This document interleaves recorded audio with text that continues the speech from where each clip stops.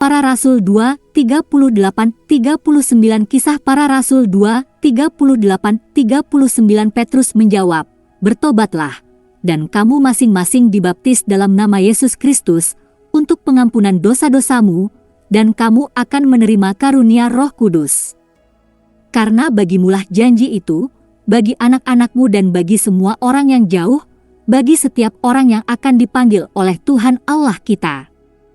Kisah Para Rasul 2, 38-39. Sebelum Kisah Para Rasul 2, tidak ada seorang pun yang menerima Roh Kudus seperti yang Dia janjikan dalam Injil.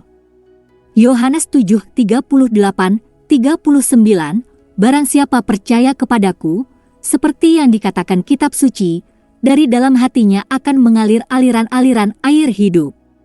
Tetapi ini Dia berbicara tentang Roh yang akan diterima oleh mereka yang percaya kepadanya, karena Roh Kudus belum diberikan, karena Yesus belum dimuliakan.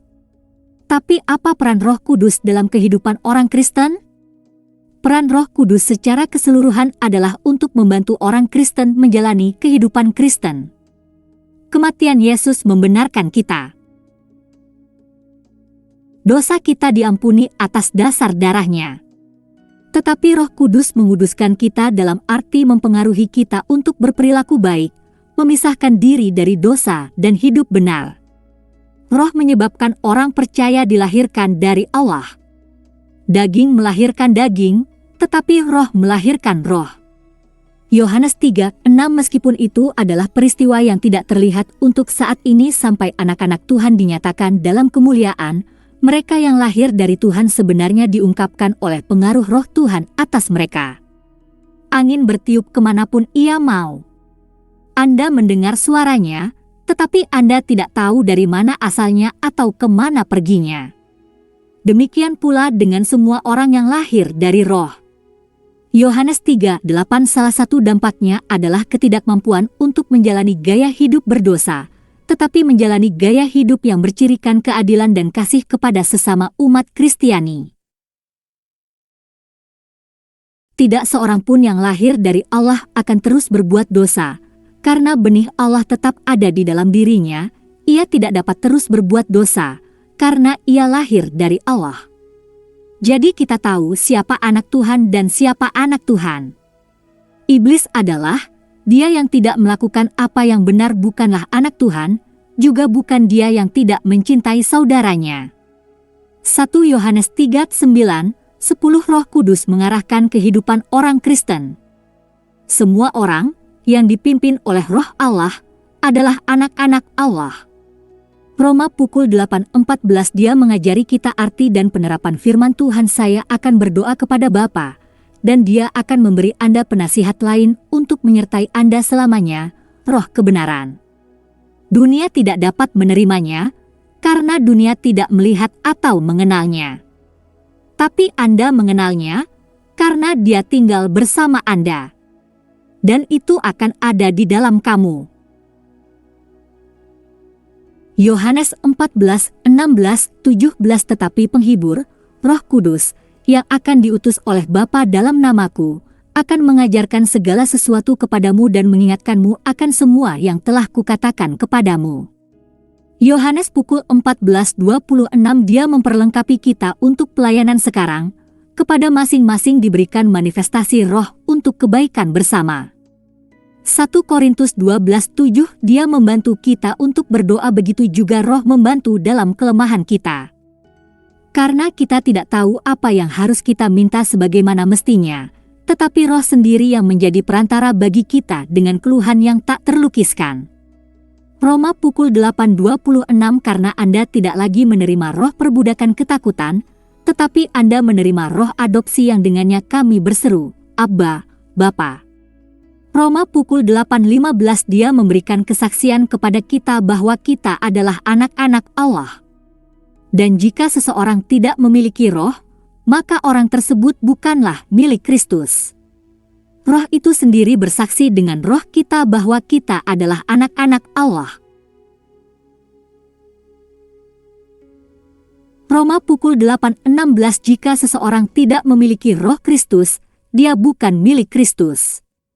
Roma 8:9. Baptisan Roh Kudus sekarang, Sehubungan dengan hal ini bahwa setiap orang yang menjadi milik Kristus memiliki Roh Kudus, ada sekte-sekte dalam komunitas Kristen yang mencoba membedakan antara menerima Roh Kudus dan baptisan Roh Kudus. Mereka yang hanya menerima Roh Kudus kemudian dianggap sebagai anggota tubuh Kristus kelas 2. Pembagian doktrin semacam itu sudah jelas, tetapi apakah itu sah? Apakah Alkitab menunjukkan bahwa menerima Roh identik dengan baptisan Roh? Petrus berbicara tentang menerima Roh Kudus dalam Kisah Para Rasul pukul 10.47 tentang pertobatan Kornelius. Adakah yang bisa menghentikan orang-orang ini untuk dibaptis dengan air? Mereka menerima Roh Kudus sama seperti kita. Pertimbangkan bagaimana Peter menggambarkan peristiwa ini secara lebih rinci.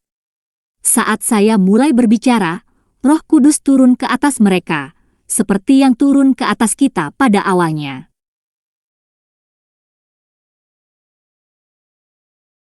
Kemudian saya ingat apa yang Tuhan katakan, Yohanes membaptis dengan air, tetapi kamu akan dibaptis dengan Roh Kudus. Jadi jika Tuhan memberi mereka hadiah yang sama, Dia memberi kita. Kisah Para Rasul 11, 15, 17. Jadi, Petrus menyamakan menerima Roh Kudus dengan baptisan Roh Kudus. Bukan hanya itu, tetapi dia juga menunjukkan kapan dia sendiri telah menerima Roh. Kapan itu? Karena selama pelayanan Yesus di bumi, sebelum dia dimuliakan, Yesus berkata, "Barang siapa percaya kepadaku, seperti yang dikatakan kitab suci, sungai-sungai air hidup akan mengalir dari dalam dirinya." Yang dia maksud dengan ini adalah Roh, yang nantinya akan diterima oleh mereka yang percaya kepadanya. Sampai saat itu Roh belum diberikan, karena Yesus belum dimuliakan. Yohanes 7:38-39 di sini kita melihat bahwa menerima Roh, atau menerima Roh, setara dengan aliran air hidup yang mengalir dari dalam. Kapan ini terjadi? Mempertimbangkan keadaan antara Kornelius dan apa yang dialami Petrus, tampaknya hal ini terjadi pada para rasul dalam Kisah Para Rasul 2. Hal ini semakin diperkuat dengan pidatonya setelah acara itu. Ditinggikan di sebelah kanan Allah, dia menerima Roh Kudus yang dijanjikan dari Bapa dan mencurahkan apa yang Anda lihat dan dengar. Kisah Para Rasul pukul 2.33. Perhatikan urutan kejadiannya.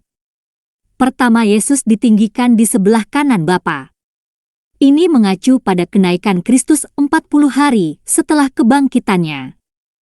Kemudian dia mengambil Roh dan mencurahkan miliknya ke atas bangsanya. Jadi di sini ada penjelasan lain tentang penerimaan atau baptisan Roh, pencurahan Roh. Sekarang, kembali ke Kornelius, ada tertulis, orang-orang percaya yang disunat yang datang bersama Petrus heran bahwa karunia Roh Kudus dicurahkan bahkan kepada orang-orang bukan Yahudi. Kisah Para Rasul pukul 10.45. Sekali lagi, ini menegaskan bahwa penerimaan para rasul akan Roh setara dengan penerimaan Roh.